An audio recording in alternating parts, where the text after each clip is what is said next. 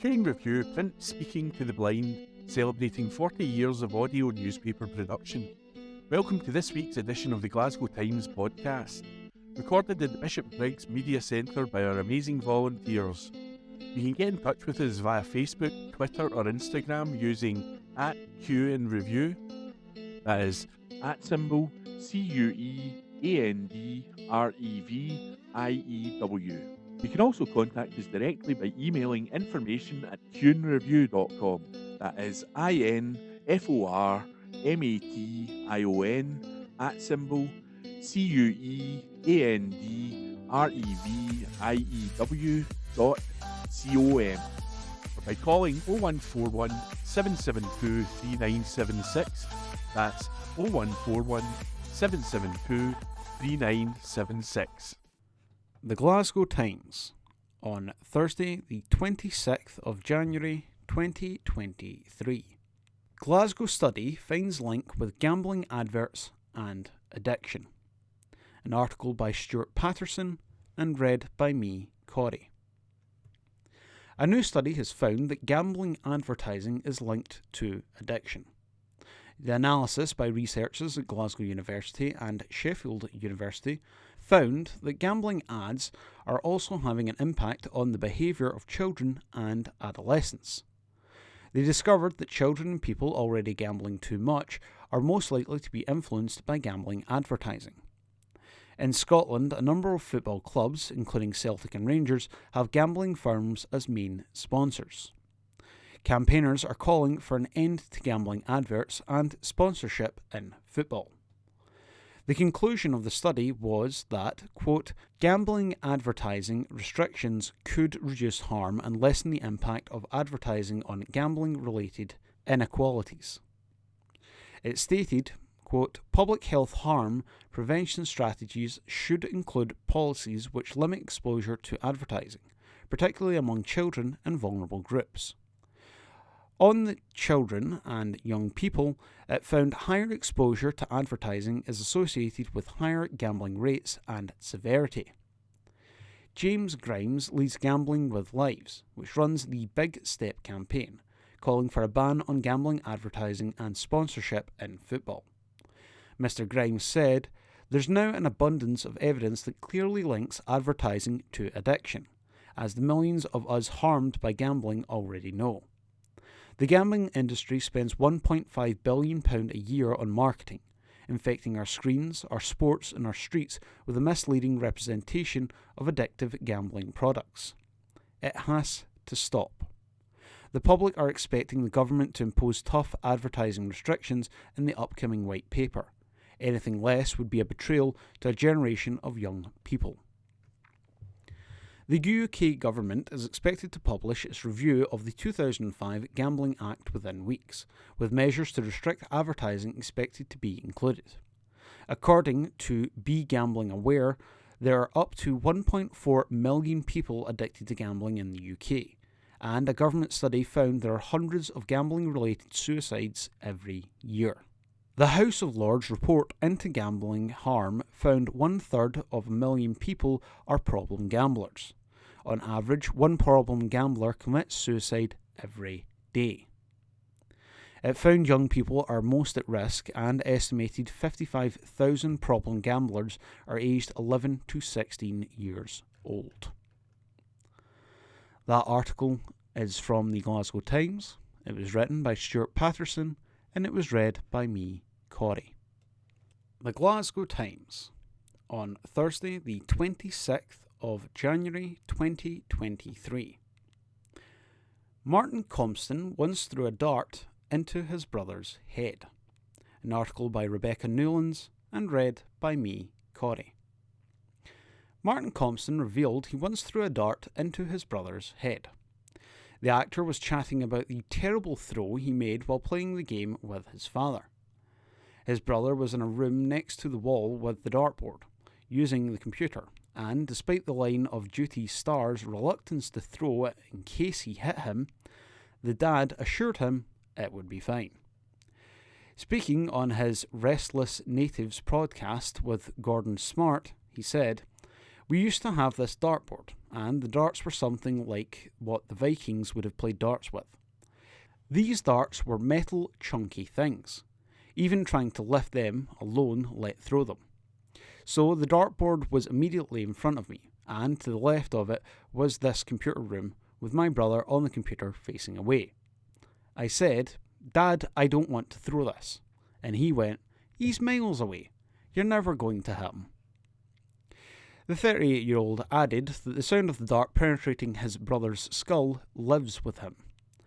He said, "The board just looked like it was getting further and further away, and I threw it, and it's sailing through the air, and I just heard this thud, and it went right into the back of my brother's head. I can still hear the sound to this day of it going through into his skull. Before my dad grabbed me, my move was always to run and lock myself in the toilet, and I wouldn't come out until everybody had calmed down. And my dad blamed me, saying it was a terrible throw." Gordon replied, "Ha ha ha, great parenting, I love it." That article is from the Glasgow Times. It was written by Rebecca Newlands, and it was read by me, Corey. The Glasgow Times, on Thursday, the 26th of January 2023. New beast from the east could bring UK up to 7 inches of snow. An article written by Joshua Seal and read by me, Corey. A weather chart has shown the exact date the UK could be covered in up to 7 inches of snow due to a stratospheric polar vortex. Parts of the UK will be hit with freezing fog this week, while others have seen temperatures in the double figures with up to a 19 °C difference at points. And strange weather phenomena look set to continue as one forecaster predicts that a second beast from the east could be on the way. Weather maps from WX charts show the exact days the Arctic blast may hit. I apologise, but that is how that sentence is written. The polar vortex could bring back the chaos caused by the original beast from the east in 2018. According to the weather maps, snow will begin to fall on February 4th across Scotland and northern England, with up to 2 inches falling in the early hours. But as the day progresses, more snow is predicted, with 6 inches potentially falling in northern Scotland, while the chances of snow spreads to Wales and more central areas of England. The following day, up to 7 inches of snow could fall in Scotland, and it will be felt as far south as the Midlands and parts of Wales. Brian Gaze from the Weather Outlook told The Express, "Computer models are suggesting that a weakening of the stratospheric polar vortex, SPV, in the coming weeks could lead to an increasing chance of cold weather during February." Quote, "It's a long way off in weather terms, but the period around Valentine's Day has, in the past, often brought the UK some of its coldest and most wintry spells of weather. A weakening SPV leads to an increasing chance of a very cold Arctic blast, or a beast from the east weather pattern, like the one we saw in February 2018. End quote. However, the Met Office have played down the threat of a new beast from the east. Met Office meteorologist Craig Snell said the worst of the cold spell is over, with temperatures expected to climb next week across the whole of the UK. Mr. Snell said, "Next week, looking at the severe front, it's looking pretty benign.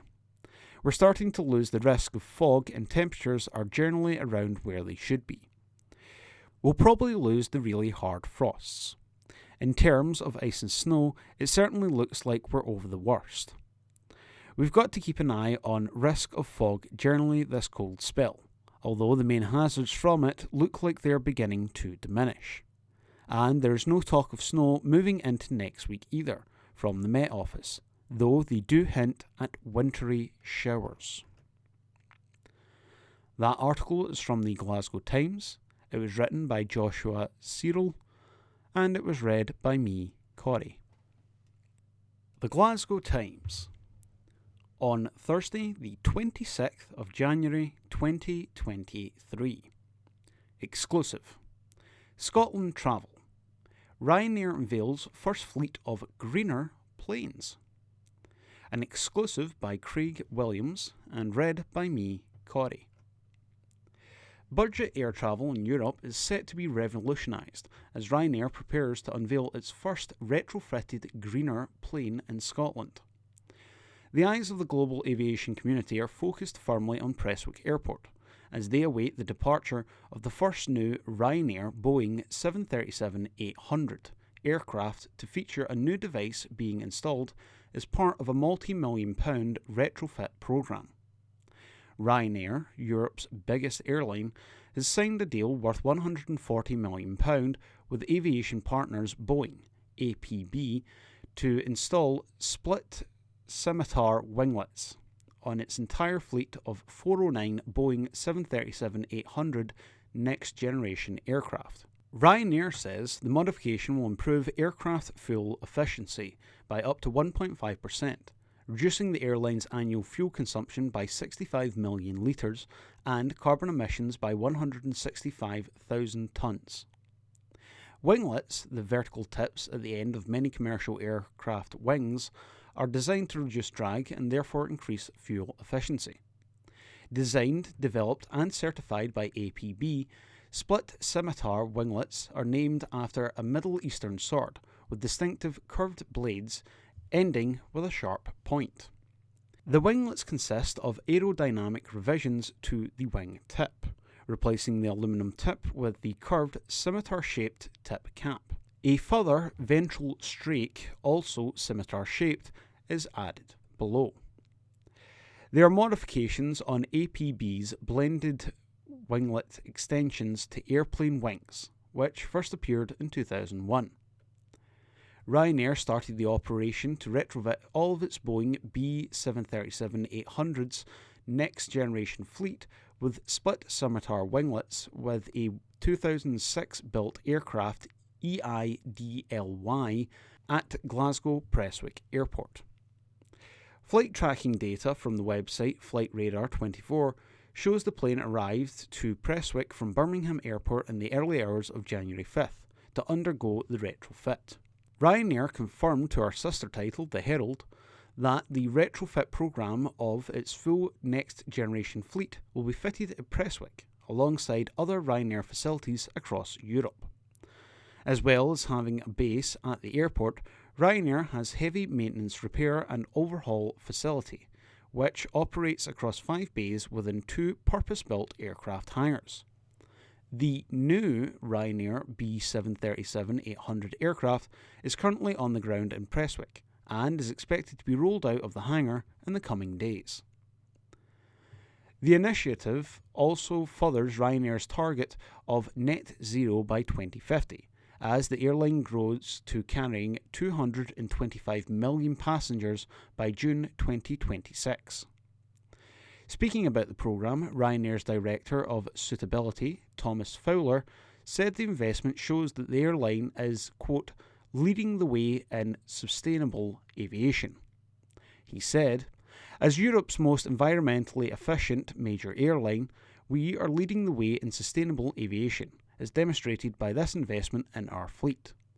This winglet technology will help us reach our ambitious environmental targets on our pathway to net zero emissions by 2050.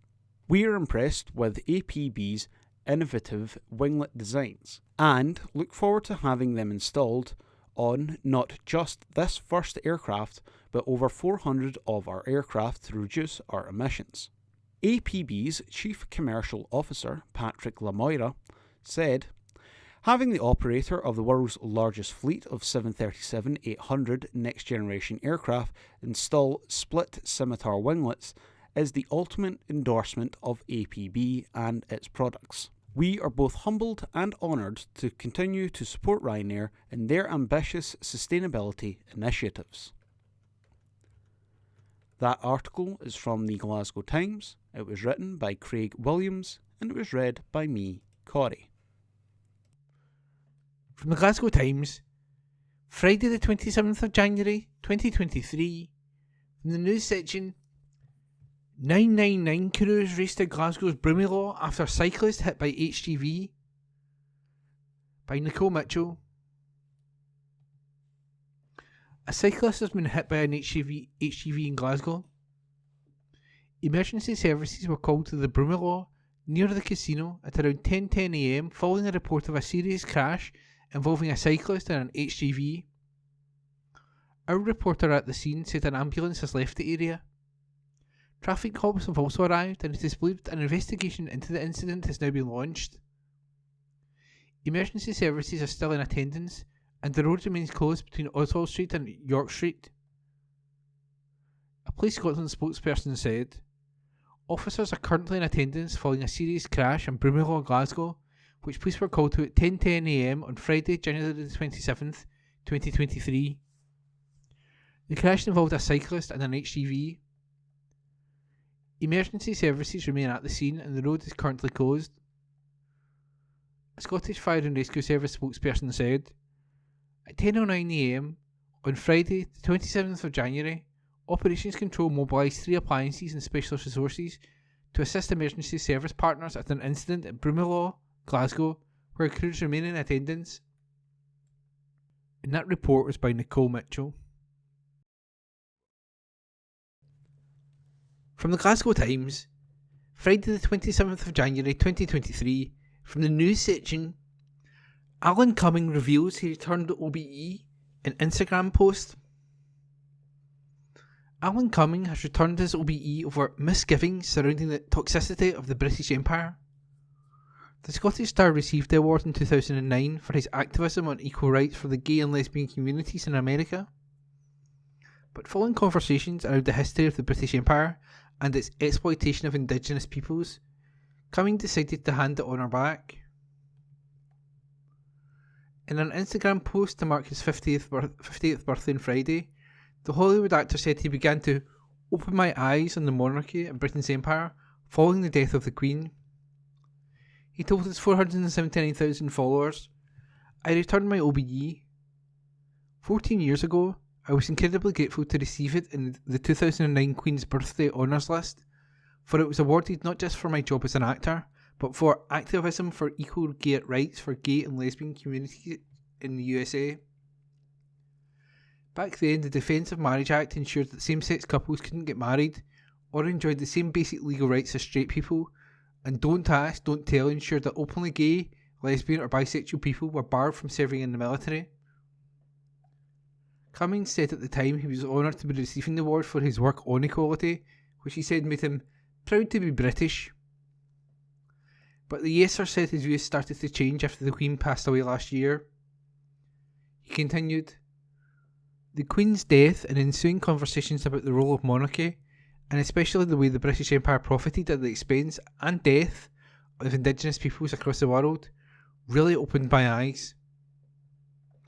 Also, thankfully, times and laws in the US have changed, and the great good the award brought to the LGBTQ+ cause back in 2009 is now less potent than the misgivings I have been associated with the toxicity of the Empire. OBE stands for the Officer of the British Empire. So I return my award, explain my reasons, and reiterate my great gratitude for being given it in the first place. I now back to being plain old Alan Cumming again. Happy birthday to me." And that report was by Craig Meehan. From the Glasgow Times, Friday the 27th of January 2023, from the news section, East Dunbartonshire Primary praised for fantastic inspection report. Article by Esther Tarnay. A primary school near Glasgow has been praised after positive inspection results. Westerton Primary School in Bearsden was visited by the Convener of Education, Councillor Linda Williamson, following the report. She said, "I received a very warm welcome at Westerton Primary School.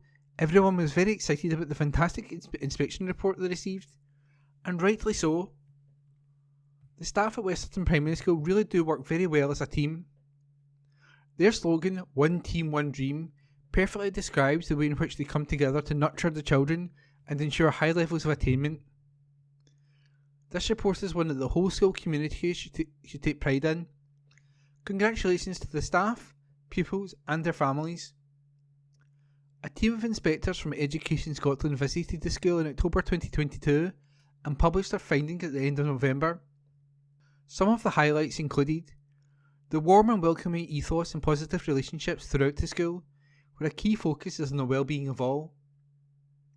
All staff across the school work very closely as one team and show a clear commitment to children's welfare and development. The strong leadership provided by the acting head teacher and the senior leadership team. Consistently high levels of attainment and achievement over time, achieved by confident and responsible children. Children and respectful, caring and very proud of their school and their success, and are keen to take forward an even more active role in leadership to support continued improvements in their school. Acting head teacher, Miss Kate Turnbull, added, "We are all delighted with the inspection report, and I feel it accurately reflects the amazing team spirit among staff, our respectful, considerate and caring children, and the positive learning environment we have here at Westerton Primary. Together we will continue to maintain and raise the high standards of our school even further, providing high quality learning experiences which enable our children to thrive." And that report was by Esther Tarnay. From the Glasgow Times, Friday the 27th of January 2023, from the news section, Glasgow landfill causing bad odours in area has permits suspended, by Lauren Brownlee. A landfill site in Glasgow, which impacts the local community due to offensive odours, has had its permit partially suspended. Pattersons of Greenock Hill Limited in Broomhouse cannot accept any more non-hazardous waste from landfill unless they have assessed, identified and implemented all necessary measures to ensure that its waste operations are carried out without offensive odours being detectable beyond its site boundary. The rest of the operations at the site remain unaffected. On Wednesday, Scottish Environmental Protection Agency, SEPA, partially suspended its Pollution Prevention and Control, PPC, permit. Around 800 complaints in relation to the site have been lodged since Christmas Eve 2022. SEPA say odour from the landfill site has had an impact on the local community for many years, and they've used a range of enforcement powers to try and tackle this. Chris Daly, Head of Environmental Performance at SEPA, said, "We have been working with the operator to address issues and secure compliance. We have also heard directly the impact on the local community and have now taken this enforcement measure. Local residents are unlikely to notice an immediate reduction in odour impact. This is because a range of actions are likely to be required to be taken by the operator to ensure that ongoing odour management is effective. We will continue to engage with the operator." Throughout December last year and January 2023, officers carried out reactive and proactive odour assessments to determine the scale of the impact on the community and gather evidence. The operator has been carrying out a number of actions relating to landfill gas infrastructure and has been meeting SEPA regularly. SEPA remains committed to finding a resolution, and officers will continue to carry out assessments in the affected areas. Anyone who continues to experience offensive odour which is impacting them and their amenity should notify SEPA via their pollution hotline 0800 80 70 60.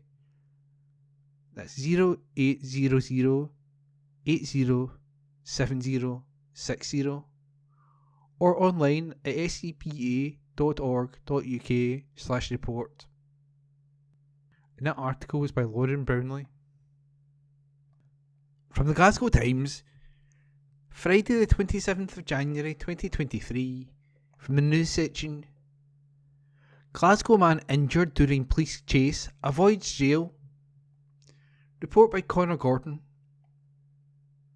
A man seriously injured after being run over during a police chase for carrying a machete avoided jail today. Anthony Parker, 30, had the blade in Glasgow's Royston on March the 8th, 2021. The City Sheriff Court was told that witnesses saw Parker with the weapon and a 999 call was made. Prosecutor Christopher McKnight said, "Officers attended and saw him outside a property, then saw him run. Officers gave chase and saw Parker himself being struck by a car as he was running. Police seized the machete and an ambulance took Parker to hospital.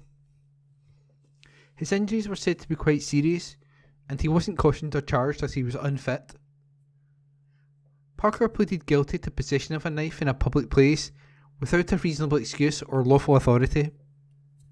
Bob McDowell, defending, told the court that the driver is facing court proceedings. Sheriff Ian Fleming ordered Parker to do 225 hours of unpaid work. Parker, of the city's Germiston, was also put under supervision for 12 months. And that report was by Connor Gordon.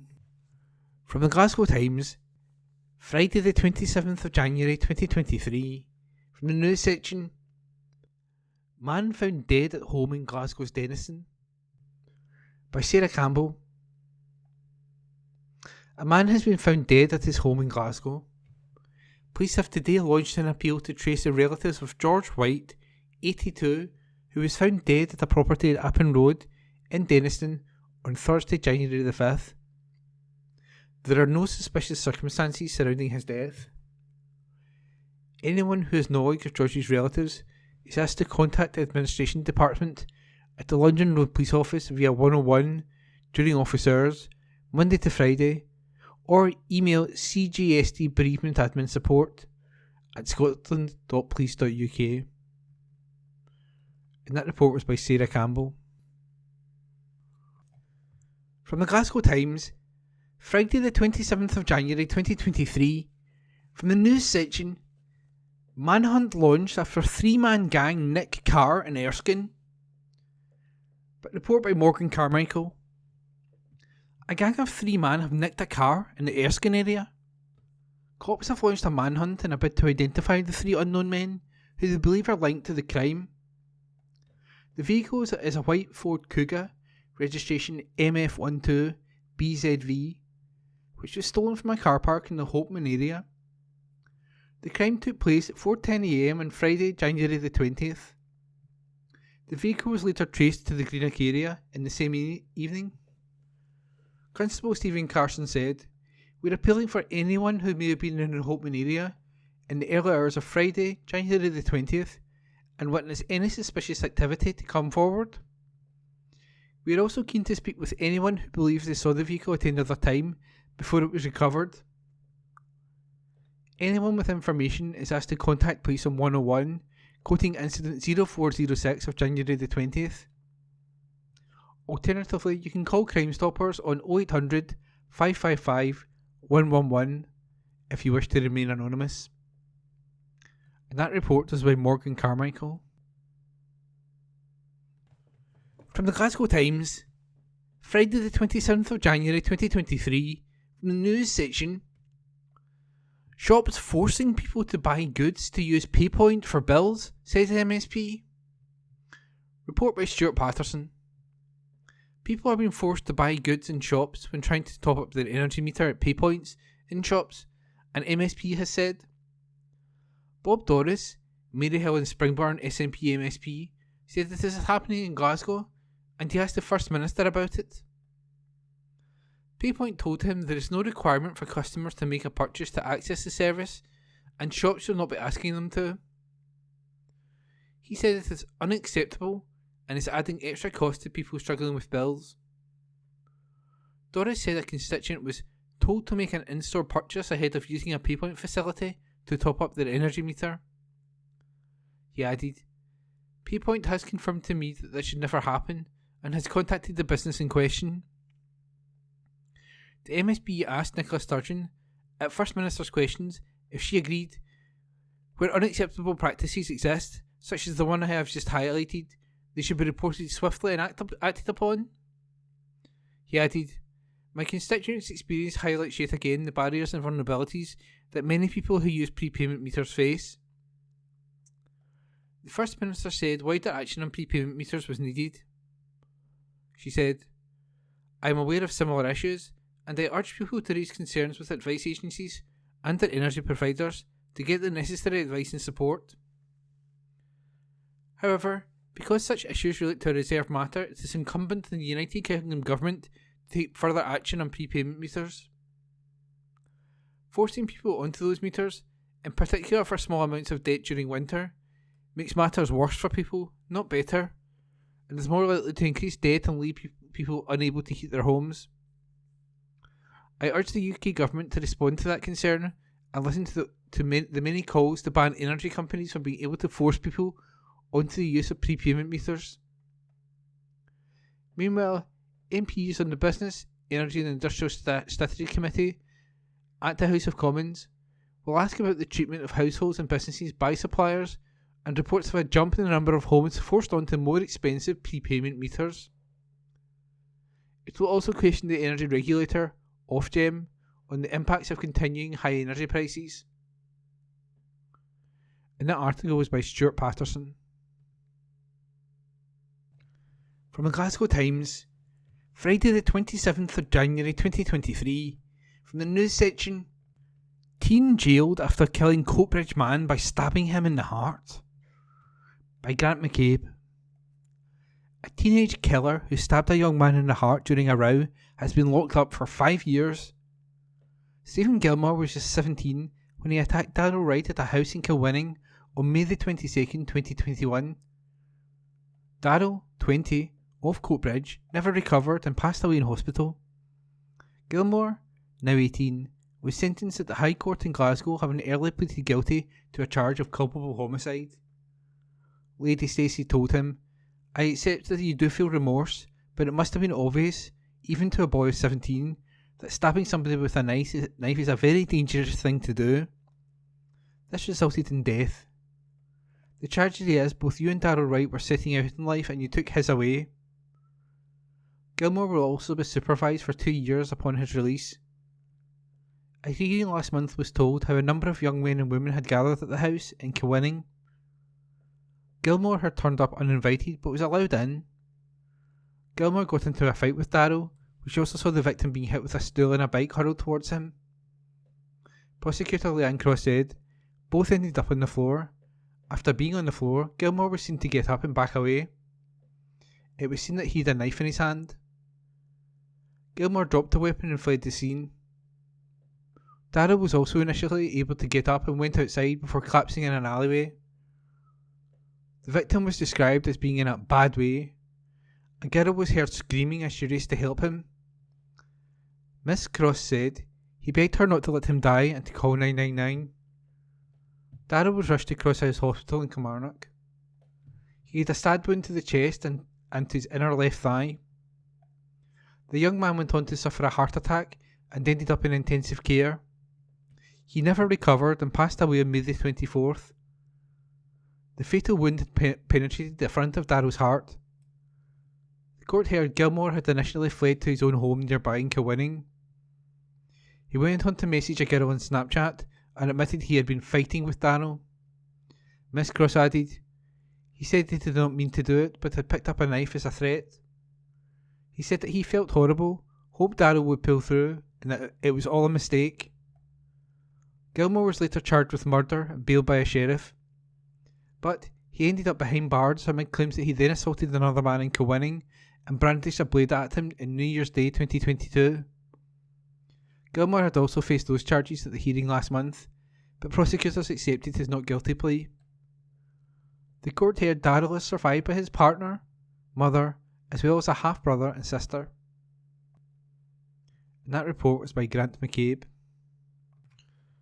From the Glasgow Times, Friday the 27th of January 2023, from the news section, 2 men wanted by police may have come to harm abroad, by Nicole Mitchell.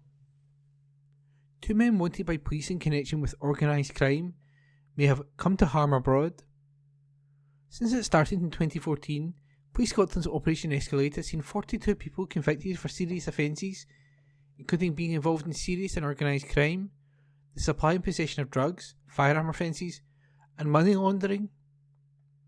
8 fugitives connected to the group's criminality in Scotland have been arrested on international warrants in Europe and South America, with the cooperation of law enforcement partners in the UK and abroad. They have been extradited back to Scotland to face justice.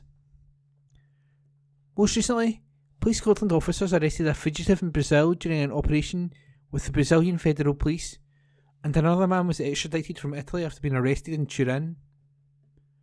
However, 2 other men, James and Barry Gillespie, remain at large and are still wanted for their involvement with the group.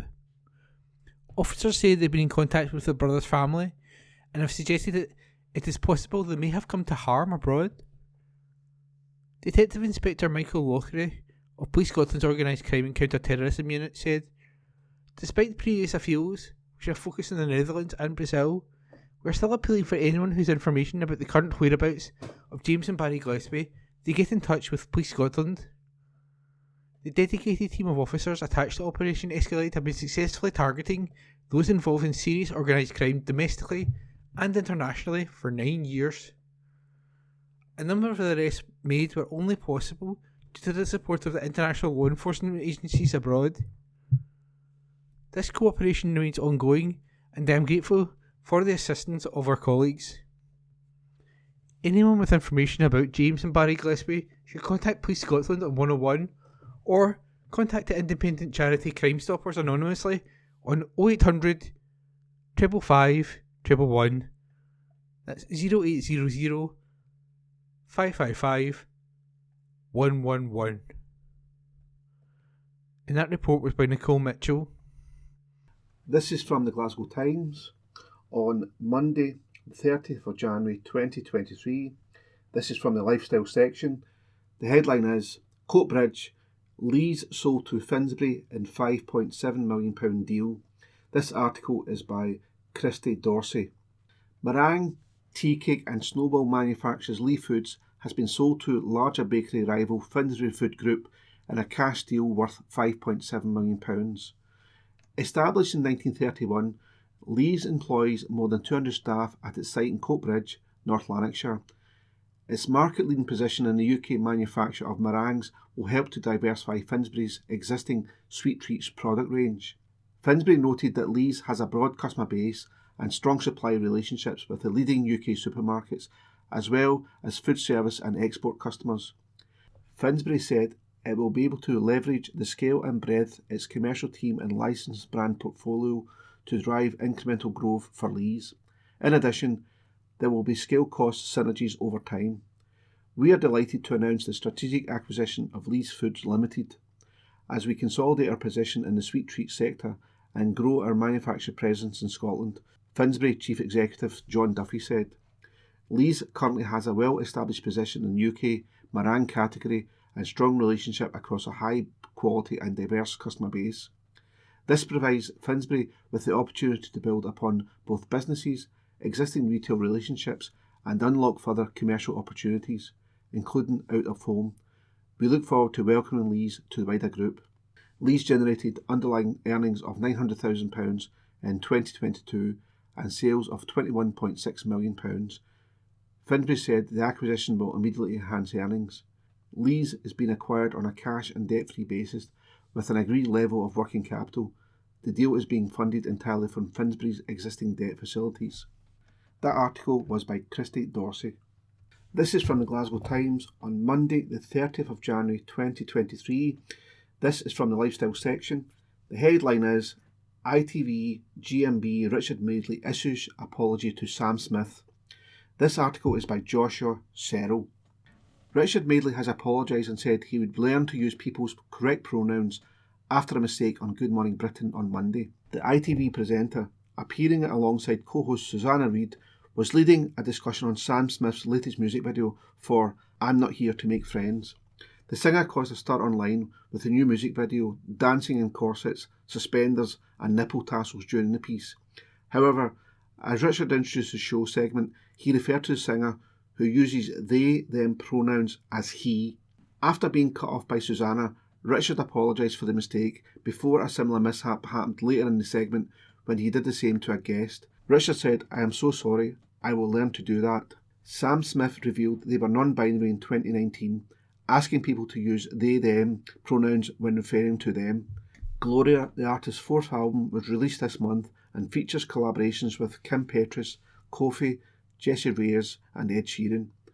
They will be touring the album across the UK and Ireland in April, with dates in Sheffield, Dublin, London, Glasgow, Birmingham and Manchester. In an interview with Apple Music One, Sam said, It's been crazy to be in New York and LA because I feel I can dress and be myself more in these cities than I can at home. I went to the White House and having Joe Biden stand up and say all these things, talking about trans people and how he says them, he sees us. I haven't heard that in my own country from politicians. That article was by Joshua Serrell. This is from the Glasgow Times on Monday, the 30th of January 2023. This is from the lifestyle section. The headline is, Lewis Capaldi announced to play at Radio 1's Big Weekend. This article is by Emma Lawson and Laura Brownlee. Glasgow singer Lewis Capaldi is among some of the star names announced to perform at a festival in Scotland later this year. Radio 1's Big Weekend is heading to Dundee, with artists such as Anne-Marie, the 1975, and Neil Horan also confirmed. The 3-day festival is happening at Camperdown Park between May 26th and the 28th, and more than 80,000 fans are expected to attend. Lewis Capaldi said, I'm very excited to be playing in Dundee for a big weekend. I never managed to get tickets last time, so I'm very excited to be able to come along and enjoy it as well as playing. The big weekend was set to take place in Dundee in 2020, but was unable to go ahead due to the COVID-19 pandemic. The BBC is working closely with Dundee City Council on plans for this year's event. John Alexander, Dundee City Council leader, said, This is an incredible opportunity for Dundee, and we are looking forward to hosting such an exciting event at Camperdown Park after the disappointment of 2020's cancellation. Radio 1's Big Weekend will showcase Dundee not only to the tens of thousands of people who attend, but also the millions who will watch and listen through the BBC. We expect a huge economic boost for the area, as the event has been worth millions of pounds to previous host locations. The concert will kick off the UK's festival season by bringing some of the biggest UK and international artists to cities that may not otherwise host such a large-scale event, shining a light on the local area and providing a major boost to the local economy. The event often sells out in minutes every year with a huge demand for tickets. The 1975 has said they are looking forward to being in Dundee for the first outdoor concert of the year, with Neil Horan also saying he cannot wait to see you all there at the festival. That article was by Emma Lawson and Laura Brownlee. This is from the Glasgow Times on Monday, the 30th of January 2023. This is from the opinion section. The headline is, Don't suffer in silence if you're renting a damp home. This article is by Mike Daly. Damp, mouldy and unhealthy living conditions are sadly on the rise again in Glasgow. Back in the mid-1990s, I recall running 50 to 60 such cases at any one time as ordinary cause actions for recompense and repairs in the Sheriff Court. Often tenants would have endured horrible living conditions for years. Furniture, clothing and bedding would have to be binned due to mould growth and dampness. Fuel bills were impossible. Living conditions were ugly. In the most serious cases, children would end up hospitalised as damp living conditions exacerbated their asthma and respiratory health. Sometimes parents would become severely ill too, as mental health conditions were made worse by the misery of nasty living conditions. These cases were all ostensibly against the local authority, which in 2003 transferred all of its housing stock to Glasgow housing associations. Damp and mouldy living conditions have always been an issue in the private rented sector too, but over the last few months, my colleagues at Govan Law Centre have seen more and more dampness cases from housing association properties.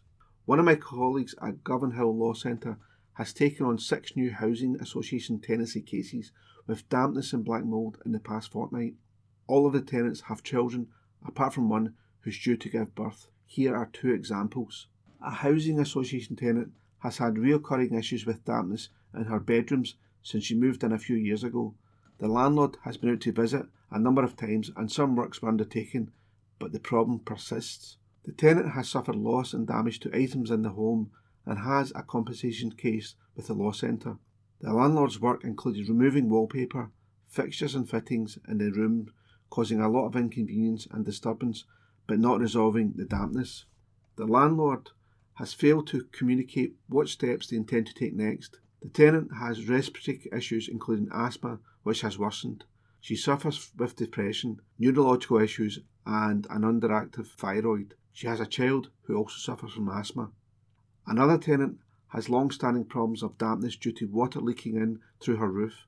The private landlord, in fact, have carried out some repairs. An independent architect's report confirms these aren't sufficient to tackle the cause of dampness. The tenant has suffered the loss of goods due to dampness in her cupboards and has an ongoing compensation claim. She suffers from mental ill health and says her housing conditions have worsened this. Her landlord never responded to correspondence.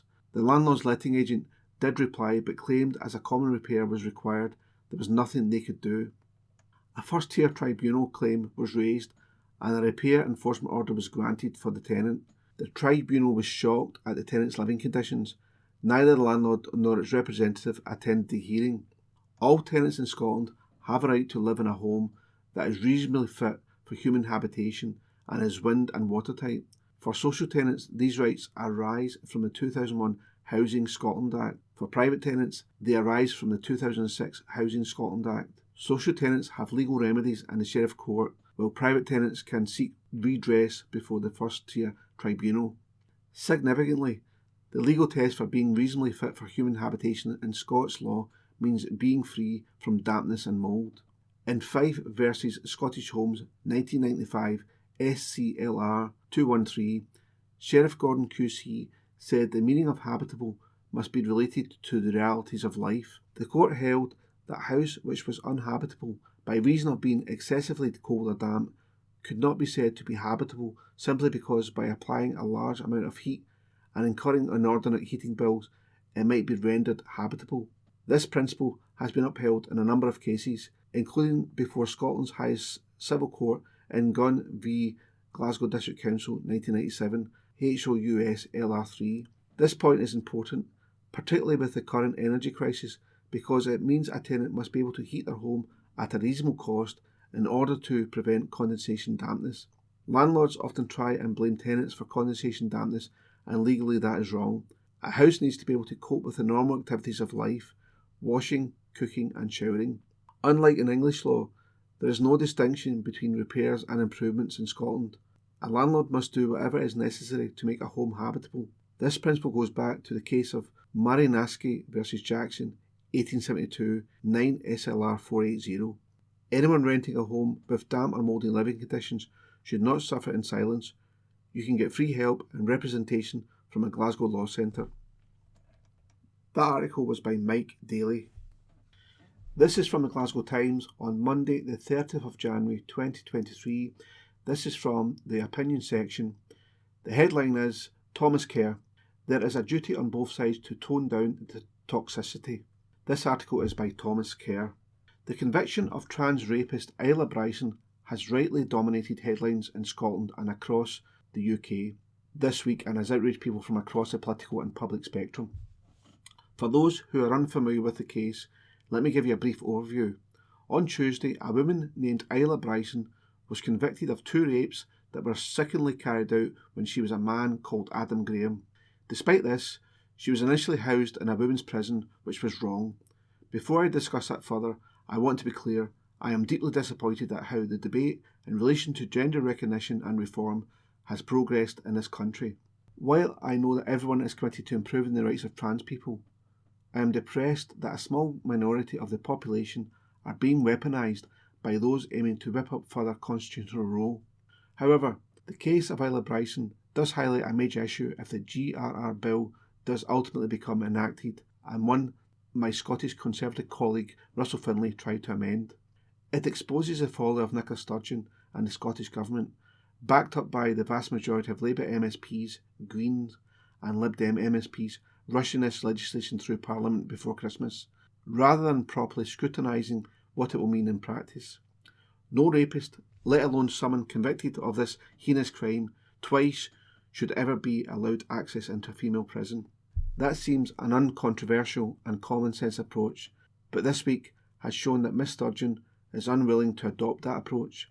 Her screeching U-turn performed by Miss Sturgeon over the case, less than 24 hours after SNP Justice Secretary Keith Brown said he trusted the decisions of the Scottish Prison Service, was a shameful embarrassment. What was worse, that she refused to commit to refusing any rapist being allowed into a women's prison, or any dangerous or violent criminal for that matter.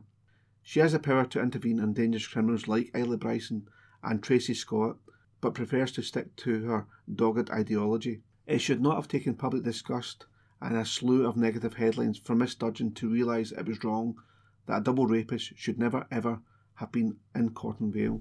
The First Minister appeared more interested in protecting her own political career than protecting other female prisoners in Cornwall Vale.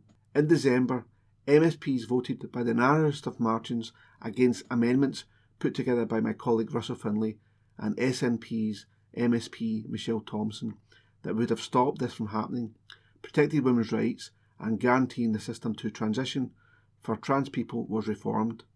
There is a duty of everyone on all sides of this debate to tone down the toxicity. That includes the First Minister, who only on Friday ramped up her language again and accused opponents of this reform as not only being transphobic, but homophobic and racist as well. That type of inflamed language is deeply worrying and does nobody any favours. Only a week before, SNP colleagues were pictured in this city in front of banners talking about decapitating TERFs. For the sake of those most affected, I hope that common sense will prevail in the end on all sides. The article was by Thomas Kerr. From the Glasgow Times, Tuesday the 31st of January 2023, from the news section, drugs worth £200,000 found at Glasgow's Southside flat. By Sarah Campbell, read today by me, Ian. A quantity of cannabis worth an estimated value of £200,000 was discovered at a flat in the south side of Glasgow yesterday. Acting on a warrant, cops carried out a search at a property in the Frankfurt Street area of Crossmaloof at around 6:40 p.m. A 30-year-old man has been arrested in connection with the recovery and inquiries remain ongoing. Detective Inspector Alan Ferguson from Greater Glasgow CID said, "Drug misuse brings nothing but misery to our communities, and I want to reassure people that we will continue to use every tool and tactic at our disposal to remove these illegal substances from the streets.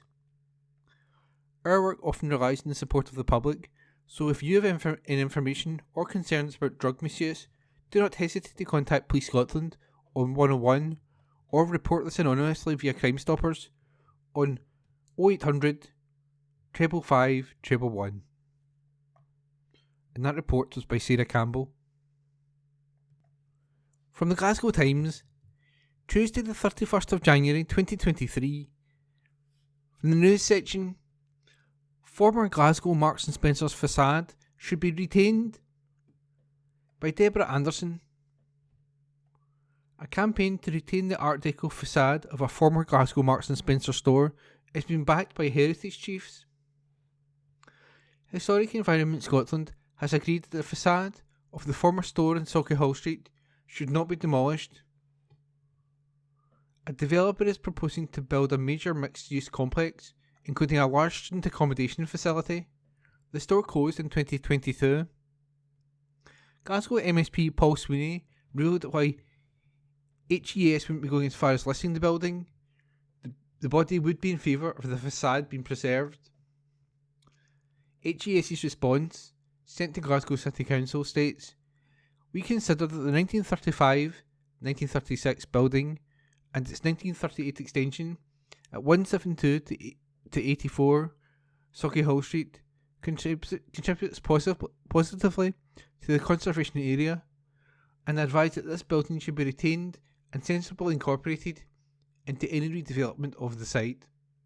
Facade retention of this building would be acceptable to us. 172 to 84 Sauchiehall Street contains no interior features of interest, and its roof is concealed behind the parapet. The building is not seen on the round, and only its facade contributes to the character of the conservation area. We therefore consider that its facade could be incorporated into a new building without diminishing its contribution to the conservation area. It would, however, be important to ensure that any replacement building was designed carefully to allow the historic frontage to retain its historic proportions and its character as an individual building." Mr. Sweeney said HES's viewpoint was warmly welcomed, adding, "The facade of the old M&S unit contributes positively to Sauchiehall Street and is one of the few examples of Art Deco architecture in the city. It should be retained, and I am hopeful the developer will work towards that eventual outcome." The Marks & Spencer store, designed by Robert Lutyens, had a place in Glasgow's Sauchiehall Street for 87 years before closing its doors for good in April 2022. Shutters came down on the historic shop, which opened in 1935, just weeks after the closure was announced. The store was the first in Scotland to have a cafe, and also had staff wearing coordinated uniforms, with dark dresses and starched white collars, for the first time. It was also home to some of the most decorated M&S colleagues to serve in the forces during the Second World War. Marks and Spencer's bosses said the closure was in response to changing shopping habits and what was described as another blow to the street's collapse.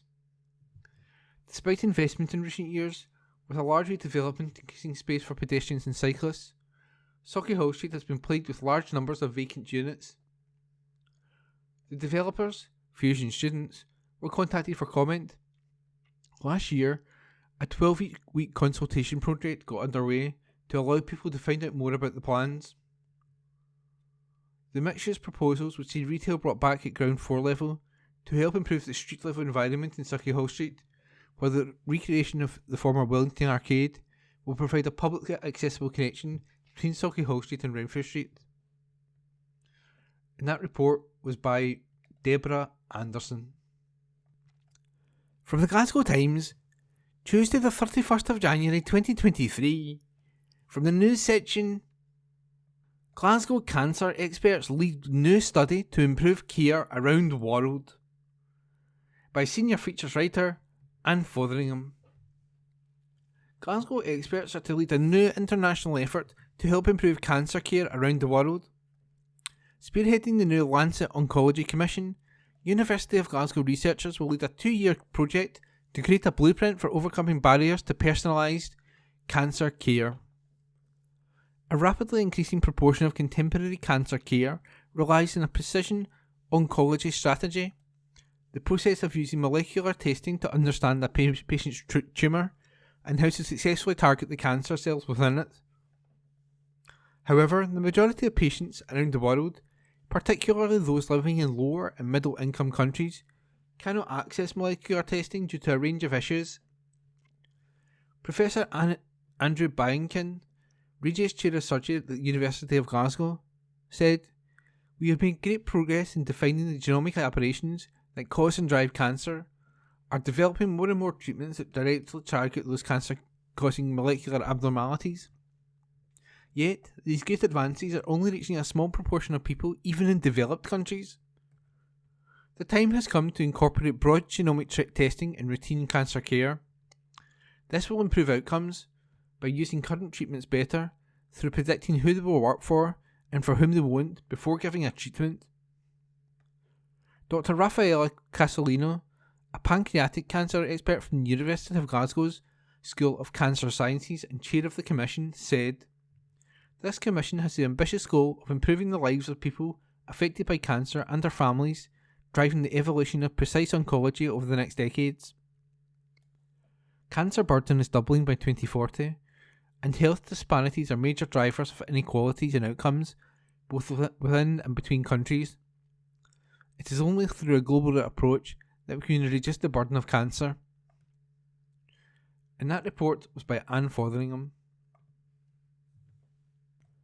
From the Glasgow Times, Tuesday the 31st of January 2023, from the news section, Glasgow carer stole £20,000 from vulnerable OEP to pay son's drug debt, by Connor Gordon. A carer swindled £20,000 from a vulnerable elderly patient. Linda Dobby, 50, stole the cash from Anne Beck at various locations in Glasgow between July 2017 and December 2018. Dobby took her bank card without permission to withdraw money from ATMs on a weekly basis. Dobby, who was employed by firm Cargrom, told police she used the money to pay back her son's drug debt. The first offender pled guilty today at Glasgow Sheriff Court to embezzling £20,000 from Miss Beck. The court heard that Miss Beck, who was aged between 71 and 73, suffers from reduced mobility and severe mental health issues. It was stated she suffers from poor understanding due to taking strong medication for most of her life, as well as poor hearing. Prosecutor Katie Bell said, "Miss Beck was unaware of this incident, which was exploited due to her health condition and carers looking after her finances. Dobie was described as being in a position of trust. The hearing was told a witness became suspicious after she discovered that some of Miss Banks' bank statements were missing around December 2018. New statements were ordered and the witness noticed there was an ongoing course of action. Miss Bell said, she became aware large sums of money appeared to be missing from the account, and she carried out her own inquiries to confirm anything suspicious before contacting the police. It was noted that the £300 was being withdrawn regularly, with the first taking place on July the 12th, 2017. These were made on a weekly basis, sometimes twice a week, until December 2018. A company noting system was in place which tracks patients and staff movements. Miss Bell added, the notices showed Miss Bell wasn't out of the flat, and Dobie was working on each of the occasions the money was withdrawn. Police were notified, and Dobie admitted to officers and her employers that she had taken the cash. Miss Bell said, she was under pressure as her son owed money to a drug dealer. Dobie stated she obtained Miss Beck's PIN, but the pensioner was not present during the withdrawals. Grazia Robertson, defending, told the court that Dobie received no financial benefit from the embezzlement. Sentence was deferred pending background reports until next month by Sheriff Michael Hanlon. He said, due to the seriousness, no matter what the background circumstances are, it goes without saying this was a gross breach of trust on a vulnerable adult. I will be looking at all options. Dobie of Govan was granted bail meantime. And that report was by Connor Gordon. From the Glasgow Times, Tuesday the 31st of January 2023, from the news section, Glasgow teacher elbowed pupil in ribs at Greenview School. Report by Maxine MacArthur. A Glasgow teacher has been accused of dragging a child and throwing him to the floor before elbowing him in the ribs. The educator was employed as a principal teacher at the now closed Greenview School for youngsters with additional needs when the allegations took place. The General Teaching Council for Scotland reported a string of allegations against a child known as Pupil L. It's alleged the teacher drank from the pupil's milk carton and, when the child attempted to collect another carton at the request of a teacher, he is said to have screamed, "I've had enough of this," before grabbing the youngster and grabbing him by his t-shirt and dragging him back into class. The boy was then thrown to the side. It's also reported he grabbed the boy's both wrists, dragged him across the room, threw him to the floor, and held him on the floor by the wrists. The youngster's wrists were reddened as a result of the alleged incident on April the 30th, 2019. It's accused that on multiple occasions he roughly handled another child, known as Pupil J, by grabbing, dragging and throwing him. In October 2018, it's alleged he elbowed the same pupil in the ribs in response to the boy wriggling around. He's accused of telling another pupil they would not amount to anything and telling youngsters it was no wonder you don't go to mainstream, before threatening to send kids to mainstream school if they didn't behave. He is also accused of swearing in the presence of pupils and telling a child, "You don't have a father, do you? I've got a father and we did this together." The hearing, which began in October last year, is due to conclude today. And that report was by Maxine MacArthur. From the Glasgow Times, Tuesday the 31st of January 2023, news. Man appears in court accused of setting cars on fire in Penilee, by Lauren Brownlee. A man has appeared in court accused of several willful fire-raising offences in Glasgow's south side. Adam Martin is charged with 7 willful fire-raising crimes, as well as threatening and abusive behaviour. It comes after we reported that several cars had been set alight in Penilee in the early hours of Thursday morning. Martin made no plea when he appeared on the dock at Glasgow Sheriff Court yesterday.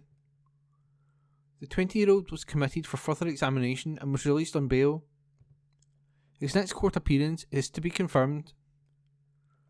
Note: police previously revealed that they had arrested and charged a 19-year-old in connection with the fire-raising offences, but this was later confirmed to be a 20-year-old.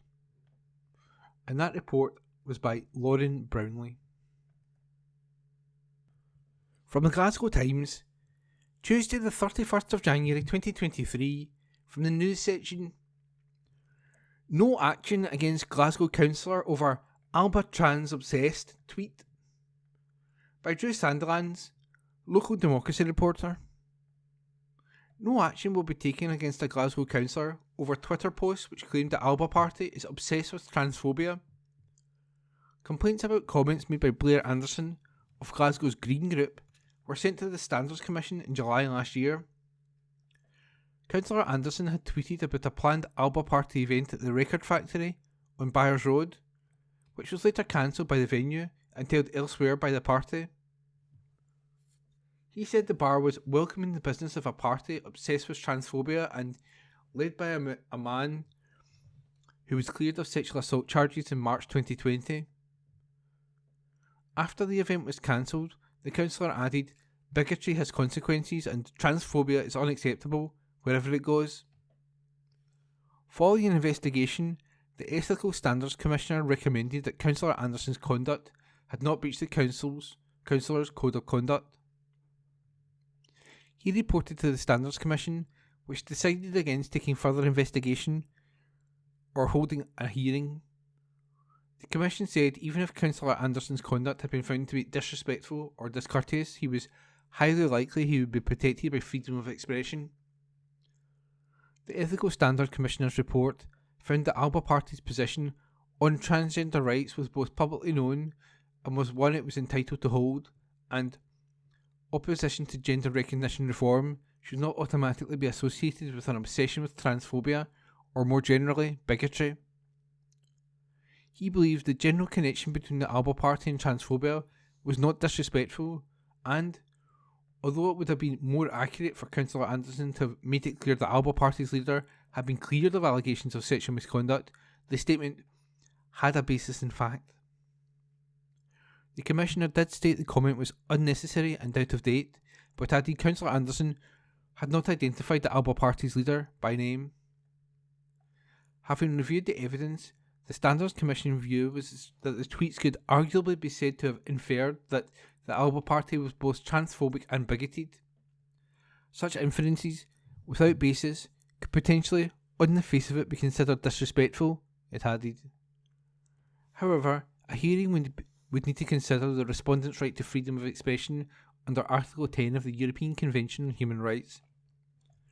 The Commission believed that Councillor Anderson was likely to have protection as the tweet concerned a matter of public and political interest, being the views of another political party and the conduct of its leader. In this case, the Standards Commission considered that any inferences made by the respondent about the Alba Party being transphobic and bigoted would amount to value judgments, its report added. The Standards Commission accepted, given the media coverage and public debate on the issue of transphobia and opposition to gender recognition reform, that such value judgments were likely to have been made in good faith, regardless of whether they were accurate or not. The Commission found that Alba Party's leader was entirely and easily identifiable, but the comment was simply a statement of fact on a matter that was already in the public domain. Councillor Anderson declined to comment on the ruling, and that report was by Drew Sandilands.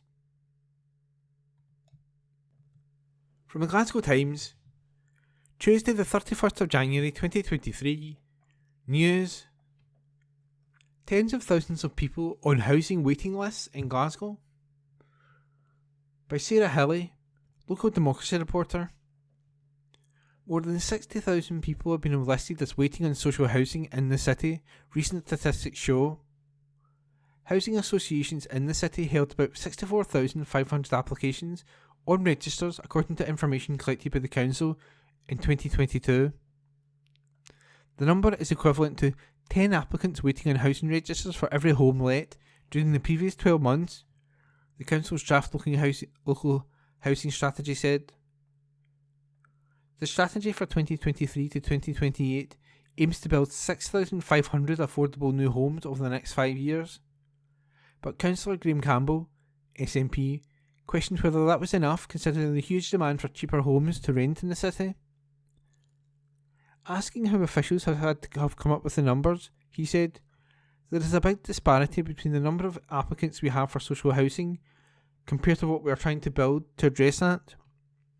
Speaking at the Economy, Housing, Transport and Regeneration City Policy Committee last week, he added, "Obviously we can't build all the houses we really require, but give us a rationale for why that level of provision was arrived at."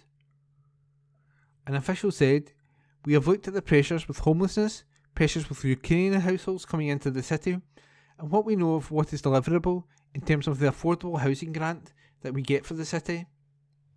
We have come up with a target through that, which will go somewhere towards meeting the housing needs in the city. We are keen to invest as much as possible in terms of meeting a housing need in the city." Explaining more about the background, the council officer also said the housing needs demand assessment is carried out with other local authorities in the area and it adheres to the Scottish Government guidance. She said the number of new home targets might appear low, but it looks at population projections and affordability to determine affordable housing needs. There are about 110,000 homes provided by registered social landlords in Glasgow. While there are about 64,583 applicants listed as looking for affordable homes, according to the 2022 statistics, only 6,789 lets occurred during the previous 12 months, according to the council's latest draft local housing strategy. The statistic relates to about 3/4 of all social housing in the city. The council draft housing strategy said, in 2022, Glasgow City Council engaged with RSL partners to collate and analyse housing register data to determine the nature and extent of need and demand for social housing in Glasgow. This covered 83,000 socially rented homes, 77% of all social housing supply in Glasgow. This housing pressure analysis indicated there were over 64,000 applications held in registered social landlord housing registers across the city, and an equivalent of 10 applicants waiting in housing registers for every home let during the previous 12 months. A consultation is due to take place on this local housing strategy before it is adopted. A total of 13,000 newly built homes are to be delivered in the city, with half that number to be affordable. The housing strategy also aims to improve the energy efficiency of Glasgow's homes and the condition of properties. And that report was by local democracy reporter Sarah Hilly. From the Glasgow Times, Tuesday the 31st of January 2023, from the news section, terrified woman leapt from Helensburgh flat window to escape thug. By Grant McCabe. A thug left a woman so terrified she leapt from a first floor window to escape his violent clutches. Dale Montague, 35, told the victim during an ordeal lasting hours, "I thought I would feel guilty, but I am not leaving here until I have killed you." The woman suffered a broken spine after deciding to jump out of the flat in Helensburgh to get away.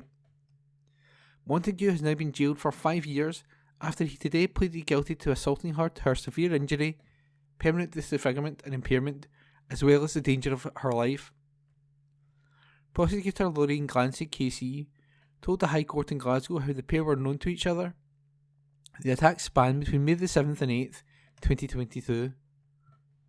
Montague got into the woman's home after initially turning up demanding she pay for his taxi. He had threatened to smash her windows if she did not stump up. Montague remained there before leaving for a short time, locking the woman in, and then returning in a bad mood. Miss Clancy said the woman was subjected to a sustained assault for a significant period. This included the thug repeatedly punching the victim, hurling ashtrays and bottles, as well as jumping on her. He also trashed the flat, which saw Montague smash 2 doors off their hinges. Montague choked her unconscious using his hands to grip her neck. Miss Clancy. He also used a belt but did not like that method, as she was able to get a grip on it and release some of the pressure. The court heard the victim also had her head thumped off a wall and soaked with freezing water, leaving her struggling to breathe. Police had been called by a concerned neighbour at one stage, but the officers were stood down after finding the flat in darkness and no answer. The scared victim eventually managed to run to the front door, but it remained locked. Miss Clancy said she could hear him shouting. Fearful that he was going to kill her, she opened a first floor window, squeezed through, before jumping onto the ground below. Witnesses went on to find the badly hurt woman in the street that morning in her dressing gown. One person who knew her did not recognise her due to her facial injuries. Miss Clancy added she had no idea how long the assault lasted. The victim said Montague was responsible and that she had climbed out of the window to get away from him. He was later held, but claimed he had woken up that morning to find the woman hurt. The court heard the woman's injuries included fractures to her spine, wrist and heel. She later reported continuing to walk with a limp and a hunch after what happened. Montague's lawyer, Kenneth Cloggy, said, "It is a terrible offence and he accepts that." It emerged Montague already had 43 convictions, including several for violence. Lady Stacey told him, "You know that this is disgraceful and you behaved in an atrocious fashion." The woman must have been frightened to jump out of that first floor window. Montague was also hit with a 6-year non-harassment order banning him from contacting the victim. And that report was by Grant McCabe. From the Glasgow Times, Tuesday, the 31st of January 2023, from the news section, train strikes to hit busy Glasgow Central service this week, by Stuart Patterson. Trains between Scotland and England will be affected by strike action tomorrow. Avanti West Coast is advising people not to travel as there will be no services on its routes on Wednesday and Friday this week. The train operator, which runs services from Glasgow to London via the northwest of England, has said passengers with tickets should not turn up at stations and should claim a refund. It said there will be a revised timetable for February the 2nd, the day in between the strike days. Customers travelling on this day are advised to plan their journey in advance using online journey planners and check before they travel. Strike action by RMT and ASLEF members over pay will shut down Avanti services. Barry Milsom, Executive Director of Operations and Safety at Avanti West Coast, said, "Yet again, our customers will have to face a disrupted week of rail travel due to further strike action by the RMT and ASLEF unions. On the 1st and 3rd of February, we won't be able to run any trains as a result of this industrial action, and our customers are advised not to travel. Services will also be impacted on the 2nd of February, with a revised timetable in place, and customers should check before they travel in this date. We all need to work with each other to find a solution which will benefit our people and customers. It is essential that, as an industry, we continue to talk with RMT and ASLEF about industry reform so we can develop together a railway fit for the 21st century." Mick Whelan, General Secretary of ASLEF, said, "It's now clear to our members and to the public that this was never about reform or modernisation, but an attempt to get hundreds of millions of pounds of productivity for a 20% pay cut, while taking away any hope of the union having any say in the future. Irreparable harm has been done to the integrity of the negotiating process and the future ability to negotiate in an appropriate way forward, but we make ourselves available anyway." And that report was by Stuart Patterson. From the Glasgow Times, Wednesday the 1st of February 2023, from the opinion section, Nicola Sturgeon will continue to support the recovery of the NHS, by columnist and First Minister Nicola Sturgeon. The significant pressures on our National Health Service have dominated the news so far this year, and it is no exaggeration to say that this winter has probably been the most difficult ever faced by the NHS. Our health and social care system, and the tens of thousands of dedicated women and men who work in it, has been dealing with a perfect storm of factors and, combined, these have led to many delays and much destruction for patients and staff alike. This perfect storm encompasses the legacy and ongoing impact of the pandemic, higher than normal levels of flu and other respiratory illnesses, and workforce constraints exacerbated by Brexit. All of this comes on top of more long-standing challenges, in themselves positive developments, such as people living longer and ever-increasing expectations of what modern healthcare can deliver. Some of the solutions to these challenges involve continued long-term reform to patient pathways and models of care, all within a universal, publicly owned NHS, free at the point of need, and so will take time. However, more immediately, we are now seeing some easing of the shorter-term pressures associated with winter. For example, though challenges remain, there have been improvements in A&E waiting times in the last couple of weeks. A higher proportion of patients are being seen, treated or discharged within 4 hours, and the proportions waiting more than 8 to 12 hours have fallen sharply, by around 40% each since the turn of the year. While there is no room for complacency, all of this is welcome, and I am cautiously optimistic it is a sign that the recent period of extreme pressure is now coming to an end. In combating all of the pressures on our health and social care service, there are no easy solutions, especially at a time when the Scottish Government has limited financial resources, but we are clear we need to maintain our emphasis on doing everything we can to help the service through the remainder of the winter and on into spring. Since the new year, I have chaired regular meetings of the Scottish Government Resilience Committee to ensure focus on the part of the Government and our partners on the actions we need to take. And there is much good work being done. For example, the Scottish Ambulance Service See and Treat initiative is helping care for more patients at the scene so they don't have to go to hospital. NHS 24, which is recruiting additional staff, also provides a range of advice and care that is helping reduce attendance at and admission to hospital. We are also taking further steps to tackle delayed discharge, including funding £8 million to secure up to 300 additional interim care home beds. Additionally, patients who no longer need to be in hospital, and whose interests are therefore not best served by being there, are being urgently reassessed, and those clinically safe to be discharged will be moved home or to an interim placement in a care home, freeing up beds for those most in need. These measures will help address some of the key issues across the health and social care systems, easing delayed discharge by purchasing additional care beds for those who are fit to leave hospital, and ensuring additional and adequate resource is in place for NHS 24 to provide advice and care for people without the need for them to go to other parts of the NHS. In addition to these shorter term measures, we have started to lay the groundwork for vital longer term reforms, including the first steps to establish a national care service, designed to deliver improvements both for people receiving care and the staff who provide care for them. We have also appointed a women's health champion to help improve access to healthcare and reduce inequalities in health outcomes for women and girls. Professor Anna Glazier, who has had a long and distinguished career in women's reproductive health, will work with partners in the NHS and across the public and third sectors to drive improvements in specialist menopause services, menstrual health, including endometriosis, and heart health. These medium and longer term reforms will, I believe, make a real difference to our healthcare system. Scotland's NHS is one of our most precious assets.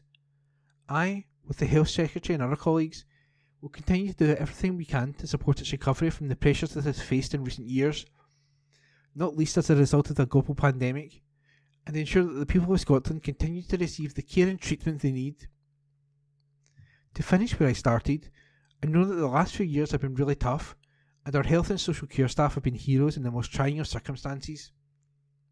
Whether in hospitals, the ambulance service, NHS 24, across social care, in GP surgeries and many other settings, health and care workers continue to make extraordinary efforts. I am enormously grateful for their dedication and commitment to delivering the high quality care for which our NHS is respected the world over. And that was a comment piece by First Minister Nicola Sturgeon. From the Glasgow Times, Wednesday, the 1st of February 2023, from the lifestyle section, Lewis Capaldi invites fan on stage after spotting sign in the crowd. An article first published on the 31st of January by Lauren Brownlee. A lucky fan was taken on stage by Lewis Capaldi, who then dedicated a song to her friend who died from cancer.